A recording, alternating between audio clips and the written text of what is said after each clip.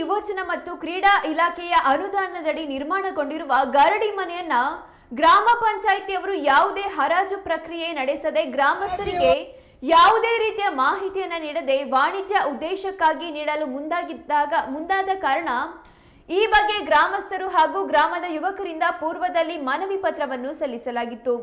ಆದರೂ ಕೂಡ ಯಾವುದೇ ಸಾರ್ವಜನಿಕ ಮಾಹಿತಿ ನೀಡದೆ ತುರ್ತುವಾಗಿ ಗರಡಿ ಮನೆಯನ್ನ ವಾಣಿಜ್ಯ ಉದ್ದೇಶಕ್ಕೆ ನೀಡಲು ಗ್ರಾಮ ಪಂಚಾಯಿತಿ ನಿರ್ಧರಿಸಿರುವುದು ಅನ್ಯಾಯಕರವಾಗಿದೆ.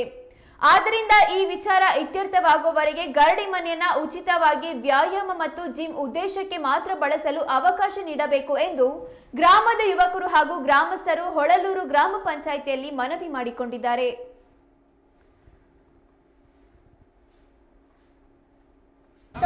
ಜಿಮ್ಮಿಗಾಗಿ ಹೋರಾಟ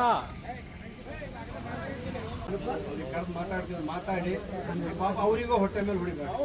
ಬೇರೆ ಏನಾದ್ರು ಒಂದು ವ್ಯವಸ್ಥೆ ಆಲ್ಟರ್ನೇಟ್ ಆಗಿ ಮಾಡ್ಕೊಡ್ರಿ. ಆದ್ರೆ ಇದು ಮಾತ್ರ ಇದೇ ಉದ್ದೇಶಕ್ಕೆ ಬಿಡಿಸ್ಕೊಡೋದು, ಡಿಕ್ಕಿ ಓಪನ್ ಮಾಡಿ ಕೊಡೋಂತ ವ್ಯವಸ್ಥೆ ಮಾಡ್ಕೊಡ್ರಿ.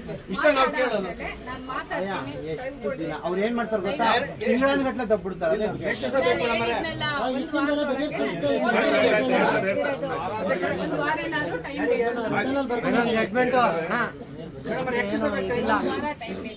ಒಂದು ಇವತ್ತು ಈ ಸೋಮವಾರ ಯಾಕೆಂದ್ರೆ ನಾನು ಎರಡು ಕಡೆ ಇರೋದ್ರಿಂದ ನನಗೆ ಪೂರ್ತಿ ನಾನು ಬೇರೆ ಏನಿಲ್ಲ. ಶುಕ್ರವಾರ ಕೊಡ್ತೀರಾ ನಮಗೆ?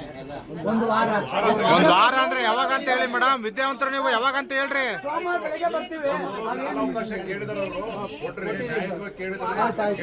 ಸೋಮವಾರ ಬೆಳಗ್ಗೆ ಬರ್ತೀವಿ. ನಮಗೆ